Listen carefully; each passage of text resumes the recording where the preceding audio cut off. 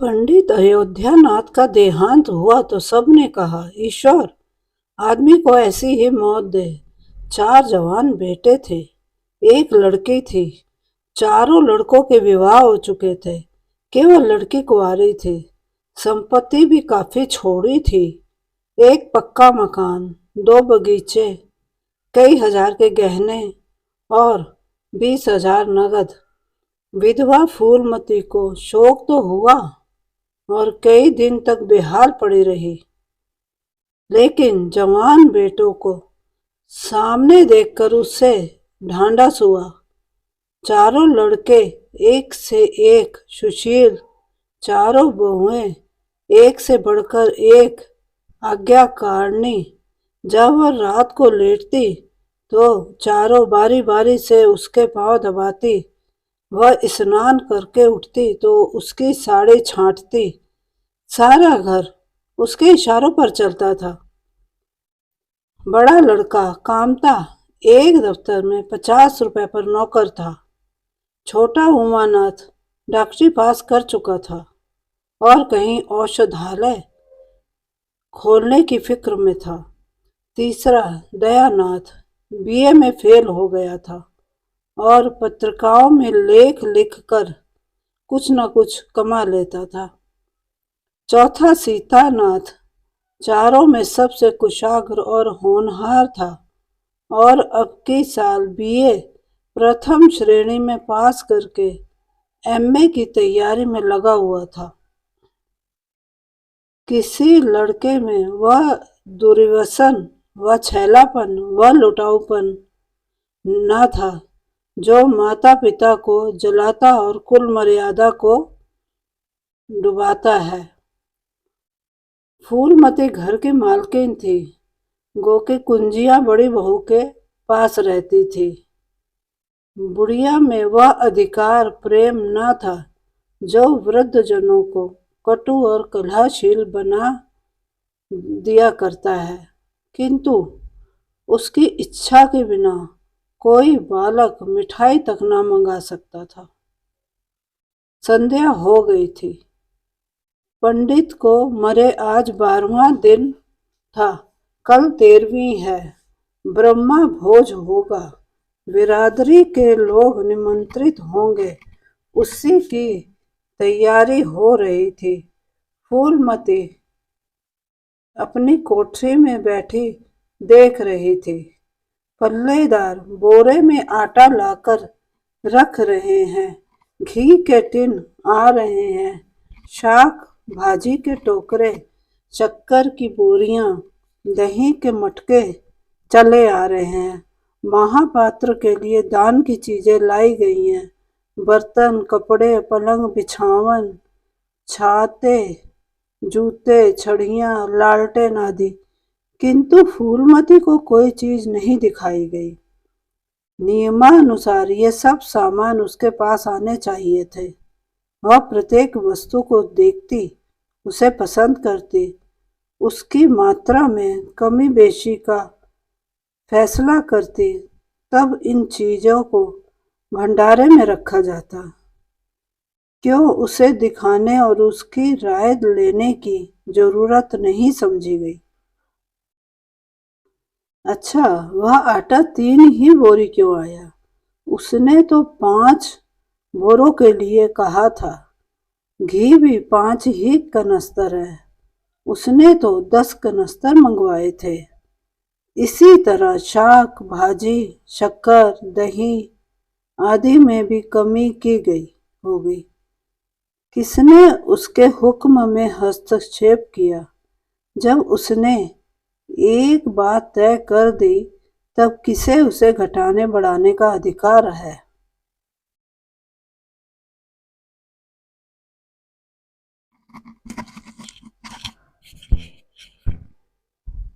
आज 40 वर्षों से घर के प्रत्येक मामले में फूलमती की बात सर्वमान्य थी।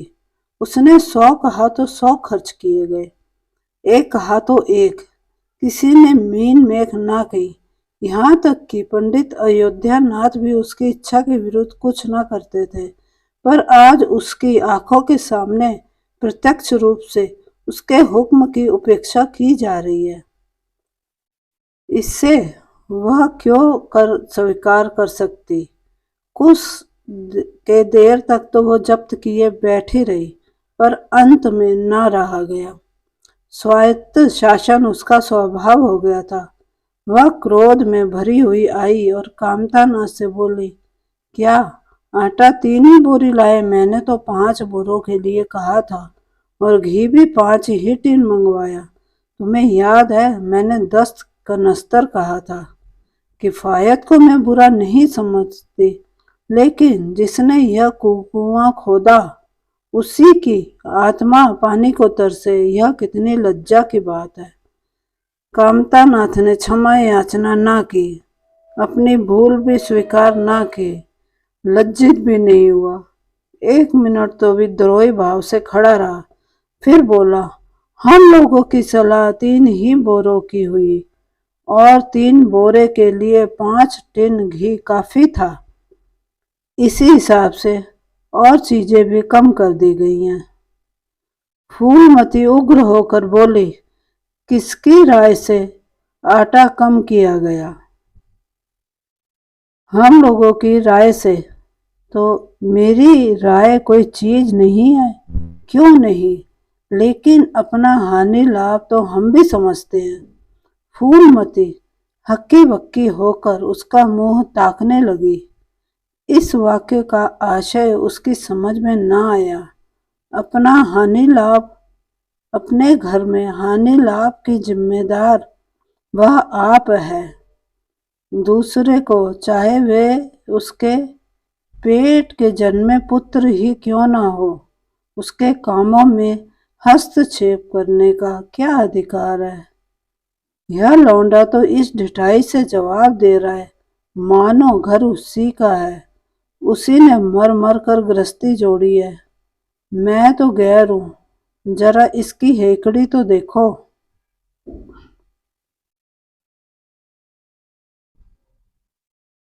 उसने तमतमाए हुए मुख से कहा, मेरी हानि लाभ के जिम्मेदार तुम नहीं हो। मुझे अख्तियार है, जो उचित समझूं वही करूं।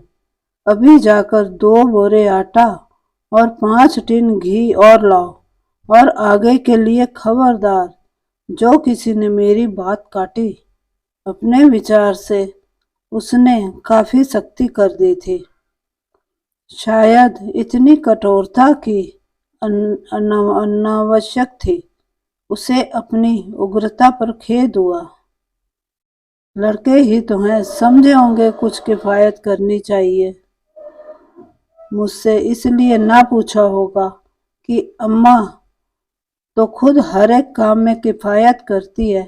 अगर इन्हें मालूम होता कि इस काम में मैं किफायत पसंद ना करूंगी, तो कभी इन्हें मेरी उपेक्षा करने का साहस न होता। यद्यपि कामतानाथ अब भी उसी जगह खड़ा था और उसकी भाव भंगनमा से ऐसा ज्ञात होता था कि इस आज्ञा का पालन करने के लिए वह बहुत उत्सुक नहीं। पर फूलमती निश्चित होकर अपनी कोठरी में चली गई। इतनी शक्ति पर भी किसी को अवज्ञा करने की सामर्थ्य हो सकती है, इसकी संभावना का ध्यान भी उसे न आया। पर ज्यों-ज्यों समय बीतने लगा, उस पर यह हकीकत खुलने लगी कि इस घर में अब उसकी वह हैसियत नहीं रही जो 10-12 दिन पहले थी। संबंधियों के यहाँ से न्योते में शक्कर, मिठाई, दही, अचार आदि आ रहे थे। बड़ी बहू इन वस्तुओं को स्वामिनी भाव से संभाल संभाल कर रख रही थी। कोई भी उससे पूछने नहीं आता। बिरादरी के लोग जो कुछ पूछते हैं कामतानाथ से या बड़ी बहू से। कामतानाथ कहाँ का बड़ा इंतजामकार है, रात दिन भंग पिए पड़ा रहता है। किसी तरह रो धोकर दफ्तर जाता है, उसमें भी महीने में 15 नागा से कम नहीं होते। वह तो कहीं साहब पंडित जी का लिहाज करता है, नहीं तो अभी तक कभी का निकाल देता। और बड़ी बहू जैसी फूहड़ औरत भला इन बातों को क्या समझेगी। अपने कपड़े लत्ते तक तो जतन से रख नहीं सकती, चली है गृहस्थी चलाने। भद होगी और क्या, सब मिलकर कुल की नाक कटवाएंगे। पर कोई ना कोई चीज कम हो जाएगी।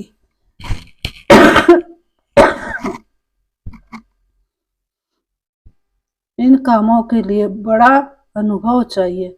कोई चीज तो इतनी बन जाएगी कि मारी मारी फिरेगी, कोई चीज इतनी कम बनेगी कि किसी के पत्तल पर पहुंचेगी, किसी पर नहीं। आखिर इन सबों को क्या हो गया है। अच्छा बहू तिजोरी क्यों खोल रही है। वह मेरी आज्ञा के बिना तिजोरी खोलने वाली कौन होती है। कुंजी उसके पास है अवश्य, लेकिन जब तक मैं रुपए न निकलवाऊं तिजोरी नहीं खुलती। आज सुबह इस तरह खोल रही है मानो मैं कुछ हूं ही नहीं। यह मुझसे बर्दाश्त न होगा।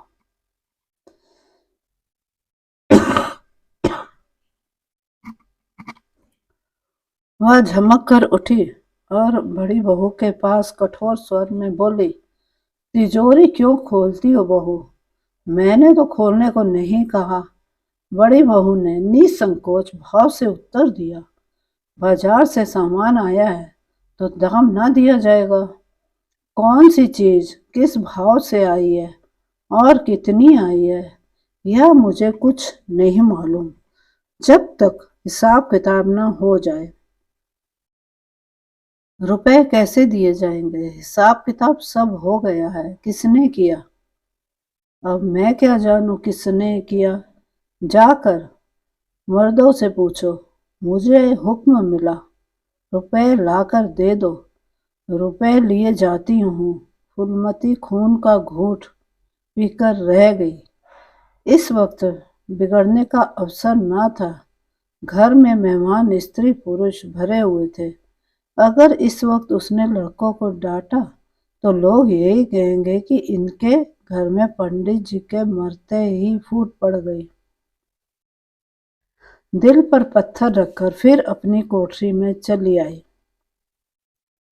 जब मेहमान विदा हो जाएंगे तब वह एक एक की खबर लेगी, तब देखेगी कौन उसके सामने आता है और क्या कहता है। इनकी सारी चौकड़ी भुला देगी। किंतु कोठरी के एकांत में भी वह निश्चिंत न बैठी थी। सारी परिस्थिति को गिद्ध दृष्टि से देख रही थी। कहीं सत्कार का कौन सा नियम भंग होता है, कहीं मर्यादों की उपेक्षा की जाती है। भोज आरंभ हो गया। सारी बिरादरी एक साथ पंगत में बैठा दी गई। आंगन में मुश्किल से 200 आदमी बैठ सकते हैं। ये 500 आदमी इतनी सी जगह में कैसे बैठ जाएंगे। क्या आदमी के ऊपर आदमी बिठाए जाएंगे। दो पंगत में लोग बिठाए जाते हैं तो क्या बुराई हो जाती। यही तो होता कि 12 बजे की जगह भोज 2 बजे समाप्त होता। मगर यहाँ तो सबको सोने की जल्दी पड़ी हुई है। किसी तरह यह बला सिर से उतरे और चैन से सोए। लोग कितने सटकर बैठे हुए हैं कि किसी को हिलने की भी जगह नहीं। पत्तल एक पर एक रखे हुए हैं। पूरियां ठंडी हो गई हैं। लोग गरम गरम मांग रहे हैं। मैदे की पूरियां ठंडी होकर चिमड़ी हो जाती है। इन्हें कौन खाएगा। रसोइयों को कढ़ा पर से ना जाने क्यों उठा दिया गया। यही सब बातें नाक काटने की हैं।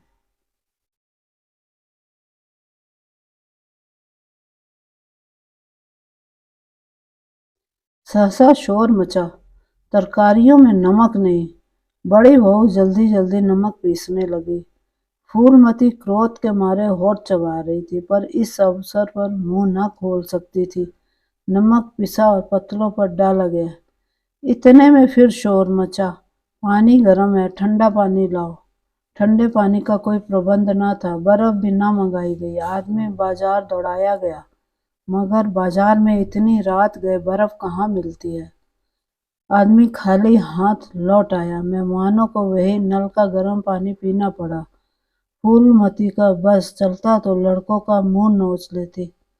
ऐसी छीछा लेदर तो उसके घर में कभी न हुई थी।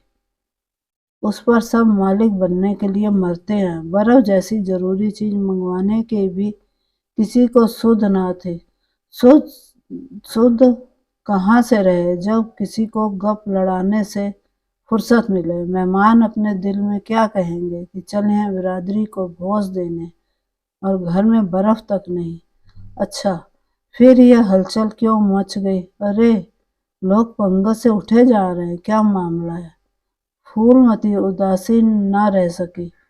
कोठी से निकलकर बरामदे में आई और कामतानाथ से पूछा, क्या बात हो गई लल्ला? लोग उठे क्यों जा रहे हैं? कामता ने कोई जवाब न दिया, वहां से खिसक गया। फूलमती झुंझला कर रह गई। सहसा कहारिन मिल गई। फूलमती ने उससे भी यह प्रश्न किया। मालूम हुआ किसी के शोरबे में मरी हुई चूहिया निकल आई। फूलमती चित्रलिखित सी वह खड़ी रह गई। भीतर ऐसा उबाल उठा कि दीवार से सिर टकरा ले। अभागे भोज का प्रबंधन करने चले थे। इस फुहड़पन की कोई हद है। कितने आदमियों का धर्म सत्यानाश हो गया। फिर पंगत क्यों न उठ जाए। आंखों से देखकर अपना धर्म कौन गवाएगा। हाँ, सारा किया धरा मिट्टी में मिल गया। सैकड़ों रुपए पर पानी फिर गया। बदनामी हुई, वह अलग। मेहमान उठ चुके थे। पतलों पर खाना ज्यों का त्यों पड़ा हुआ था।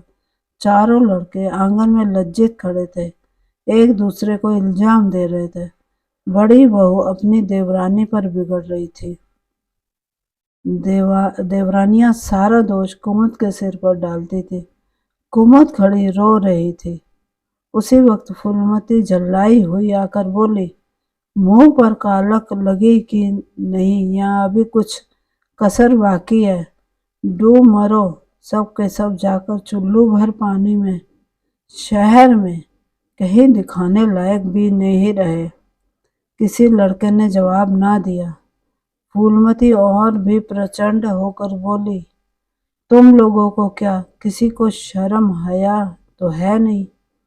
आत्मा तो उनकी रो रही है जिन्होंने अपनी जिंदगी घर की इज्जत बनाने में खराब कर दी। उनकी पवित्र आत्मा को तुमने यूं कलंकित किया। शहर में थू थू हो रही है। अब कोई तुम्हारे द्वार पर पेशाब करने भी आएगा नहीं। कांतानाथ कुछ देर तक तो चुपचाप सुनता रहा। आखिरकार झुंझला कर बोला, अच्छा, अब चुप रहो अम्मा। भूल हुई, हम सब जानते हैं, बड़ी भयंकर भूल हुई। लेकिन अब क्या उसके लिए घर के प्राणियों का हलाल कर डालोगी? सभी से भूल होती है। आदमी पछता कर रह जाता है। किसी की जान तो नहीं मारी जाती। बड़ी बहू ने अपनी सफाई दी। हम क्या जानते थे कि बीबी कुमुद से इतना सा काम ना होगा।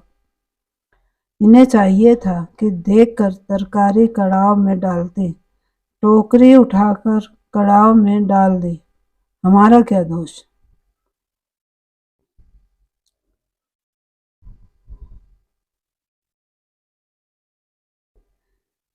कामतानाथ ने पत्नी को डांटा, इसमें ना कुमुद का कसूर है, ना तुम्हारा ना मेरा। संयोग की बात है, बदनामी भाग्य में लिखी थी वह हुई। इतने बड़े भोज में एक एक मुट्ठी तरकारी कड़ाव में नहीं डाली जाती, टोकरे के टुकड़े उड़ेल दिए जाते हैं। कभी कभी ऐसी दुर्घटना होती है, पर इसमें कैसी जग हंसाई और कैसी नाक कटाई। तुम खामोखा जले पर नमक छिड़कती हो। फूलमती ने दांत पीसकर कहा, शर्माते तो नहीं, उल्टे और बेहाई की बातें करते हो। कामतानाथ ने निसंकोच और कहा, शर्माऊं क्यों? किसी की चोरी की है? चीनी में चींटे और आटे में घुन, यह नहीं देखे जाते। पहले हमारी निगाह ना पड़ी, बस यही बात बिगड़ गई। नहीं तो चुपके से चूहियां निकाल कर फेंक देते, किसी को खबर भी ना होती। फूलवती ने चकित होकर कहा, क्या कहता है? मरी चूहिया खिलाकर सबका धर्म बिगाड़ देता। कामता हंसकर बोला, क्या पुराने जमाने की बातें करती हो अम्मा, इन बातों से धर्म नहीं जाता है। यह धर्मात्मा लोग जो पत्तल पर से उठ कर गए हैं, इनमें से ऐसा कौन है जो भेड़ बकरी का मांस ना खाता हो। तालाब के कछुए और घोंगे तक को किसी ने बसते नहीं। जरा सी चुहिया में क्या रखा था। फूलमती को ऐसा प्रतीत हुआ कि अब प्रलय आने में बहुत देर नहीं। जब पढ़े लिखे आदमियों के मन में ऐसे अधार्मिक भाव आने लगे तो फिर धर्म की भगवान ही रक्षा करे। अपना सा मुंह लेकर चली गई। कहानी का पार्ट 2 पढ़ने के लिए कमेंट करें।